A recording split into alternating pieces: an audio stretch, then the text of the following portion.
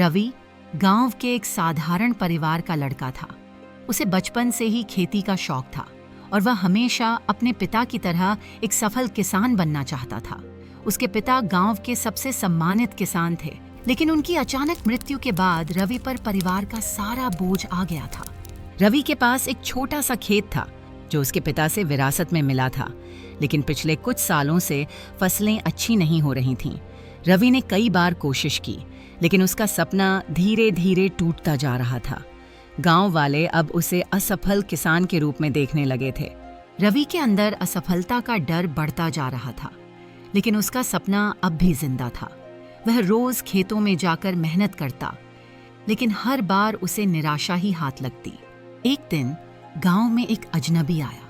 उसकी पोशाक साधारण थी, लेकिन उसकी आंखों में अजीब सी चमक थी। गांव के लोग उसे देखकर हैरान थे।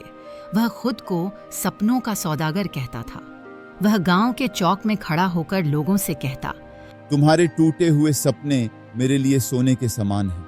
मैं उन्हें खरीद सकता हूँ और बदले में तुम्हें ऐसा कुछ दूंगा जिसकी तुमने कभी कल्पना भी नहीं की होगी। गांव के लोग उसकी बात पर हंसते थे, लेकिन रवि के दिल में उम्मीद की एक नई किरण जगी। रवि उस अजनबी की बातें सुनकर चिंतन करने लगा। क्या ये सच में मुझसे मेरे सपने खरीद सकता है? उसने खुद से पूछा। रवि अगले दिन उस अजनबी से मिलने गया। वह सीधा गांव के बाहर उस जगह पहुंचा जहां लोग उसे अक्सर देखा करते थे। क्या तुम सच में मेरे सपनों को खरीद सकते हो? रवि ने पूछा। सौदागर ने मुस्कुराते हुए कहा, हर सपना एक कीमत पर आता है और मैं तुम्हारे सपनों को नई दिशा दे सकता हूँ, लेकिन इसके लिए तुम्हें अपने सबसे बड़े सपने को छोड़ना होगा। रवि चौंक गया।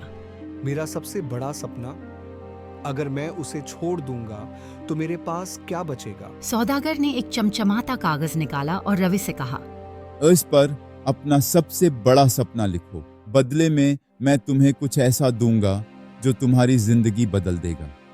रवि ने थोड़ी हिचकिचाहट के बाद अपना सपना लिखा, गांव का सबसे बड़ा और सफल किसान बनना। सपनों का सौदागर ने कागज लिया और बदले में एक छोटा सा बीज रवि को दिया। इसे अपने खेत में बो दो, उसने कहा। वह तुम्हारे सपने को एक नए रास्ते पर ले जाएगा। रवि हैरान था। सिर्फ एक बीज, ये कैसे मेरे जीवन को बदल सकता है? सौदागर ने मुस्कुराते हुए कहा, सपने कभी सीधे रास्तों पर नहीं चलते। यह बीज तुम्हारे जीवन का नया रास्ता है। रवि ने उस बीज को अपने खेत में बो दिया। हर दिन वह खेत में जाता और बीज के उगने का इंतजार करता। एक हफ्ता बीत गया, फिर दूसरा हफ्ता, लेकिन वहां कुछ भी नहीं हो रहा था। गांव के लोग रवि का मजाक उड़ाने लगे। देखो, वह सपना बेचकर सिर्फ एक बीज लेकर आया है। शायद वह अब पूरी तरह से पागल हो गया है। रवि की हिम्मत टूटने लगी। शायद मैंने गलती कर दी। एक रात जब रवि सो रहा था, अचानक उसे खेत से कुछ हल्की रोशनी दिखाई दी। उसने दौड़कर खेत में देखा तो वहां एक छोटा सा पौधा उगाया था। पौधा साधारण नहीं था, उसकी पत्तियां सोने जैसी चमक रही थीं। रवि की आंखों में हैरानी थी। ये कैसे हो सकता है? उसने खुद से बुदबुदाया। वह धीरे से पौधे के पास गया और उसे छुआ। जैसे ही उसने पत्तियों को छुआ, उसे हर पत्ती पर कुछ लिखा हुआ मिला। उन पत्तियों पर उसके पुराने सपने के शब्द लिखे थे। गांव का सबसे बड़ा किसान बनना।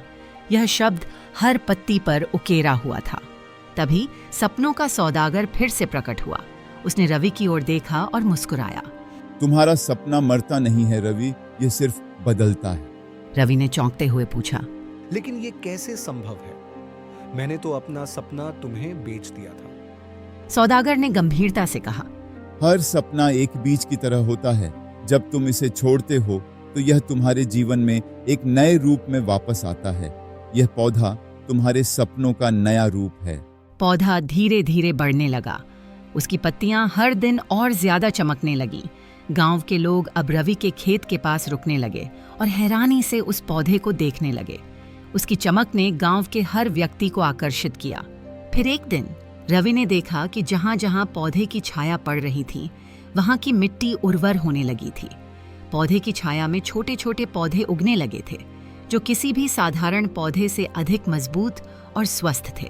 ये पौधा सिर्फ एक पौधा नहीं है, रवि ने खुद से कहा। यह तो किसी चमत्कार से कम नहीं।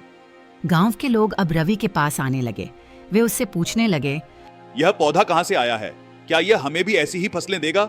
रवि अब गांव के लोगों की आंखों में एक नया सम्मान देख सकता था।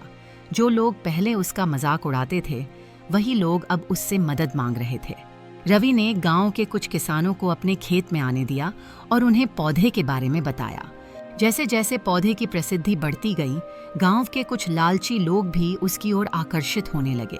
उनमें से एक था गांव का मुखिया, सुरेश। सुरेश एक धनी और शक्तिशाली व्यक्ति था, जो हमेशा अपने फायदे के बारे में सोचता था। सुरेश, गांव का मुखिया, अब पूरी तरह से उस पौधे पर कब्जा करना चाहता था। वह रवि के पास आया और उसे धमकाते हुए कहा, ये पौधा अब सिर्फ तुम्हारा नहीं है, ये पूरे गांव की संपत्ति होनी चाहिए।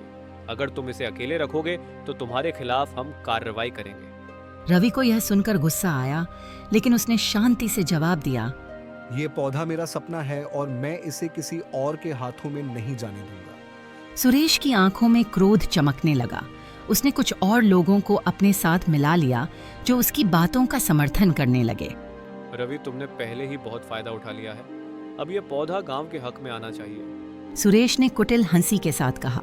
रवि को अब इस बात का अंदेशा हो गया था कि यह पौधा न केवल एक वरदान है, बल्कि एक बड़ी जिम्मेदारी भी है। वह जानता था कि अगर यह लालची लोगों के हाथों में गया तो गांव में अराजकता फैल जाएगी। अचानक एक रात, जब रवि सो रहा था, सपनों का सौदागर फिर से उसके सामने प्रकट हुआ। उसकी आंखों में गंभीरता थी। रवि, तुम्हारा पौधा अब एक बड़ी चुनौती बन चुका है। याद रखो, यह पौधा तुम्हारे सपनों से बना है, लेकिन इसके साथ और भी सपनों का भविष्य जुड़ा हुआ है। अगर तुमने इसे गलत हाथों में जाने दिया तो यह तुम्हारे और गांव के लिए बुरा साबित हो सकता है। रवि ने घबराकर पूछा, लेकिन मैं इसे कैसे बचा सकता हूँ? सुरेश और उसके लोग इसे मुझसे छीनने की कोशिश कर रहे हैं। सौदागर ने कहा, तुम्हें साहस और बुद्धिमानी से काम लेना होगा। यह पौधा केवल तुम पर निर्भर करता है।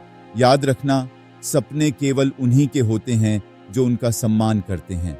अगर तुमने इसे सही तरीके से संभाला तो यह तुम्हारी और गांव की किस्मत बदल देगा। अगली सुबह रवि ने गांव वालों को इकट्ठा किया और एक सभा बुलाई। उसने सभी से कहा, यह पौधा कोई साधारण पौधा नहीं है। ये मेरे सपनों का प्रतीक है और यह पौधा केवल उसी को फल देगा जो मेहनत और सच्चाई से काम करेगा। यह पौधा किसी को बिना मेहनत के कुछ नहीं देगा। गांव के कुछ लोग रवि की बातों को समझने लगे, लेकिन सुरेश अब भी इसे अपने कब्जे में करना चाहता था। उसने रवि को चुनौती दी, अगर ये पौधा सच में तुम्हारे सपनों से जुड़ा है तो ये तुम्हें और तुम्हारे खेतों को ही क्यों फायदा पहुंचा रहा है? मुझे यकीन नहीं होता। रवि ने साहसपूर्वक कहा, अगर तुम इसमें ईमानदारी और मेहनत से विश्वास करोगे तो यह तुम्हें भी फल देगा, लेकिन लालच से नहीं। सुरेश ने अपने आदमियों को रवि के खेत पर कब्जा करने के लिए भेजा। उन्होंने पौधे को उखाड़ने की कोशिश की, लेकिन जैसे ही उन्होंने उसे छुआ, पौधे की चमक फीकी पड़ने लगी। पौधे से अजीब सी आवाजें आने लगीं और गांव में हलचल मच गई। गांव के कुछ बुजुर्गों ने कहा, यह पौधा किसी चमत्कार से कम नहीं है। इसे छेड़ना खतरनाक साबित हो सकता है। सुरेश और उसके आदमियों को यह समझ में आ गया कि जबरदस्ती से कुछ हासिल नहीं किया जा सकता। कुछ दिनों बाद रवि ने देखा कि पौधा अब अपने अंतिम चरण में था। उसकी पत्तियां अब पूरी तरह से सोने जैसी हो गई थीं। गांव के लोग अब उसकी ओर श्रद्धा से देखने लगे थे। फिर एक दिन पौधे पर एक चमचमाता फूल खिला। उस फूल की चमक इतनी तेज थी कि पूरे गांव में रोशनी फैल गई। उस फूल से रवि के जीवन में एक नई आशा का संचार हुआ। वह समझ गया कि अब उसका सपना सच में पूरा होने वाला है। सपनों के सौदागर ने अंतिम बार रवि से कहा, यह फूल तुम्हारे सारे संघर्षों का परिणाम है। इसे संभाल कर रखना और इसे बांटना, यह गांव के भविष्य को नई दिशा देगा। रवि ने उस फूल को गांव के लोगों में बांट दिया। जो भी उस फूल की पंखुड़ी को छूता, उसके मन में नई ऊर्जा और नए सपनों का संचार हो जाता। धीरे धीरे गांव में खुशहाली लौट आई। रवि अब गांव का सबसे सफल और सम्मानित किसान बन चुका था। लेकिन उसने कभी अपने पुराने सपने को नहीं भुलाया। उसने सीखा कि सपने केवल व्यक्तिगत नहीं होते, वे दूसरों की भलाई से भी जुड़े होते हैं। गांव के लोग अब रवि को एक प्रेरणा के रूप में देखते थे। सपनों का सौदागर अब कभी दिखाई नहीं दिया, लेकिन उसकी दी हुई सीख गांव के हर व्यक्ति के दिल में हमेशा के लिए बस गई। रवि का सपना पूरा हो चुका था, लेकिन वह अब खुद भी सपनों का सौदागर बन गया था। उसने गांव के हर व्यक्ति को यह सिखा दिया था कि सपनों को हासिल करने के लिए मेहनत, ईमानदारी और साहस की जरूरत होती है।